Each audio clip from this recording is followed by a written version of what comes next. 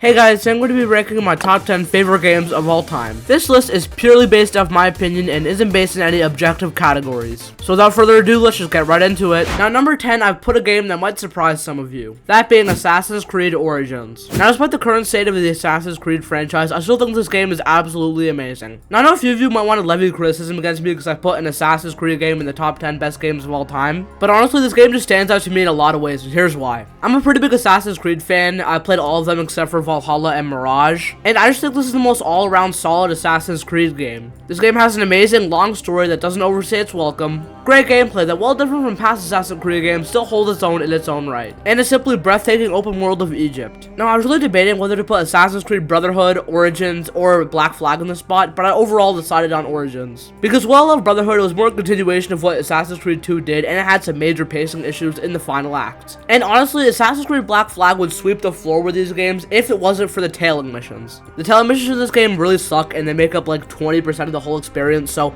I couldn't willingly give it to Assassin's Creed Black Flag either. So I ultimately decided on Origins. And I think Origins is overall the most enjoyment I've got from an Assassin's Creed game. Now, this does come with some caveats. I think the parkour and stealth are clear downgrades in this game when compared to the old games, but this problem is much more accentuated in Odyssey and Valhalla when compared to this game, so I don't think it's that bad. So yeah, overall, I really love this game, and it landed in my top 10 games of all time. It's definitely my favorite Assassin's Creed experience, and just an amazing game overall.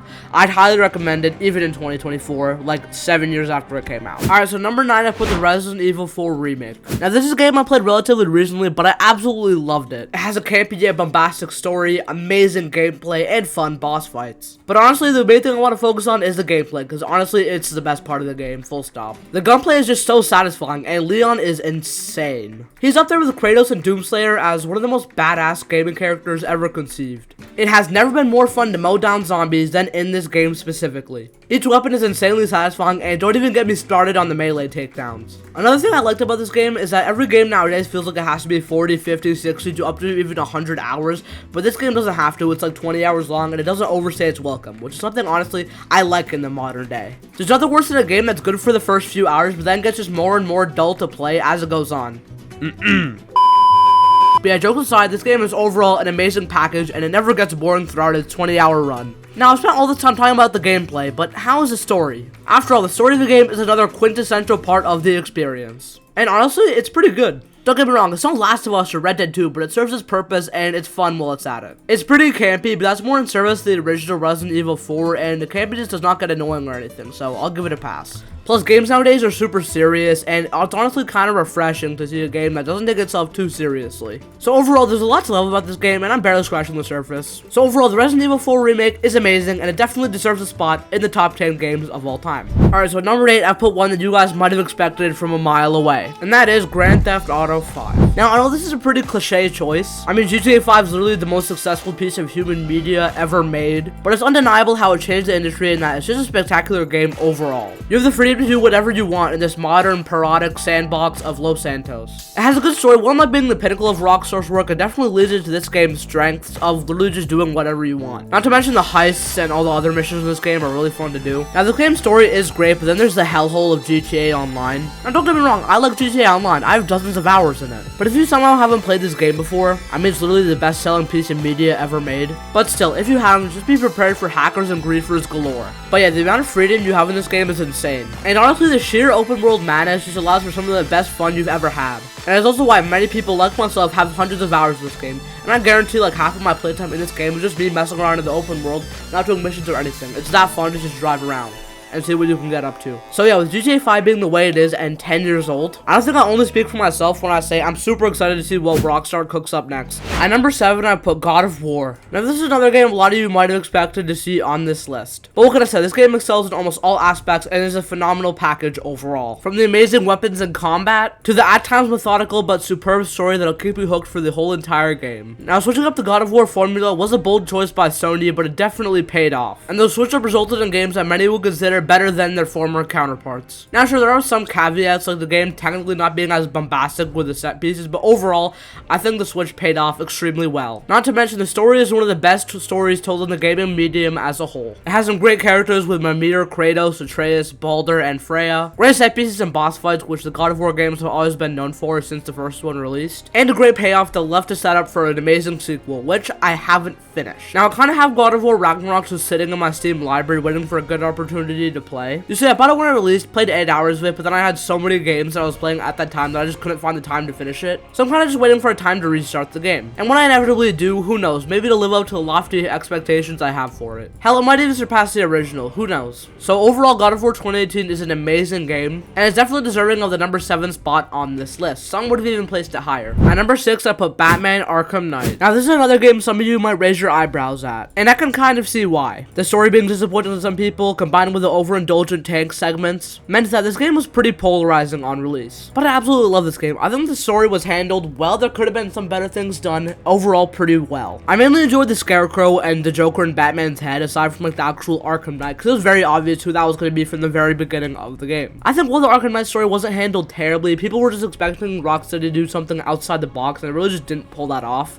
It's a very generic Red Hood story. But I think the story is overall pretty good. That is not why I love this game so much. The main reason I adore this game as much as I do is the gameplay. Everything from the gliding to the combat to the stealth is all improved over the other Arkham games, and it makes for some amazing gameplay that still holds up almost 10 years later. Now, that's not to say the previous Arkham games had a bad system of gameplay. In fact, it was amazing. But Arkham Knight built on it in the most spectacular way possible, and I can't ignore that. It's like the meme. I genuinely think this game truly makes you feel like Batman. So while Arkham Knight isn't a perfect game, it holds its own as being the number 6 spot on this list, and for good reason. At number 5, I put Ghost of Tsushima. Now, this game is relatively recent, but I think it's one of the best games ever made, period. It has an amazing story, addictive gameplay, and a simply stunning open world. There's something so special about the title card scene of this game, and people who played it know what I'm talking about. The gameplay, while seeming primitive at first, blossoms out and is amazing throughout the playthrough. The story of the ghost emphasizes Jin's ability to use stealth, and while I think the stealth tools are good in this game, there's one serious problem I have with the stealth, and that is the AI. The AI in this game has a habit of just not noticing enemies that are down and forgetting that you're there. It's honestly really frustrating because I thought this game had insane potential for stealth, and the abilities, like I said, are really cool. But honestly, for the majority of the game, I just tried to avoid stealth because it felt like an easy mode, to be honest. Now, I know I'm kind of harping on about how this game's stealth isn't very good, but it's kind of the one thing I can criticize about it. The combat feels insane and is amazing through the whole playthrough. The story of Jin going from a loyal samurai to the feared ghost is so well executed, and the open world is beautiful to boot. So overall, Ghost of Tsushima is an amazing game, and I look forward to see what Sucker Punch can do in the sequel. At number 4, I put The Witcher 3. Now, I've already made a video talking about how much I love this game, so I'm going to try not to retread those points. But if you're interested in seeing that video, it'll be in the description. But I just overall love this game so much. It has an amazing open world, a compelling narrative, and graphics that hold up 10 years later.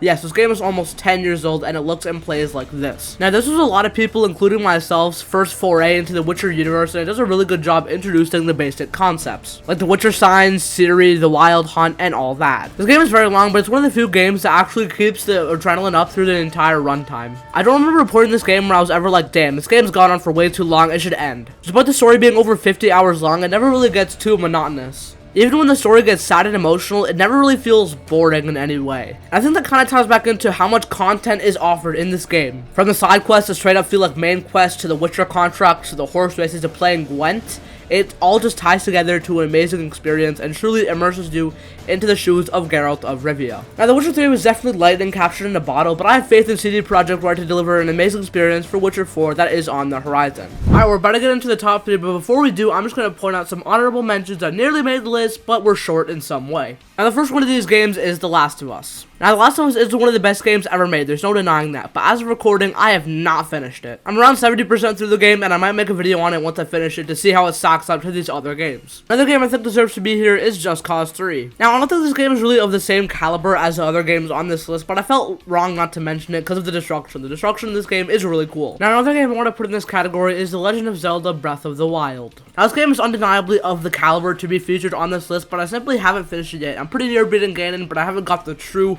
full experience, so I don't think I can rank it in the top 10. Alright, those are my honorable mentions. Let's go to the big 3 now. At number 3, I put RDR2. What is there to be said about this game that hasn't already been said a million times? From the masterfully crafted story to the amazing open world, there's nothing this game falls short on, except for maybe the gameplay. Now, Rockstar has a gameplay formula that works, but it's just not changing very much over the years. This game does feel like a very refined version of that gameplay system with elements from Max Payne 3 and just overall the best version of it, so I can excuse it, but it is a little bit samey and it feels like GTA 5 a lot of the time. But I actually have a lot of fun in the gameplay, and I don't think it's bad or anything. It's just Rockstar didn't change it too much from their other games. But I think the bread and butter of this game are the story and the open world. The story, like I said, is absolutely amazing, and it's just so fun to walk through Valentine, just see what you can find. Not to mention the super fun and oftentimes hilarious random encounters. Whether a prisoner on the run, a guy with his legs stuck in a bear trap, or a gang of O'Driscolls, there's always something that you're gonna find in this open world. Not to mention the physics. I mean, Rockstar really outdid themselves with the physics of this game. Like, just take a look at this clip.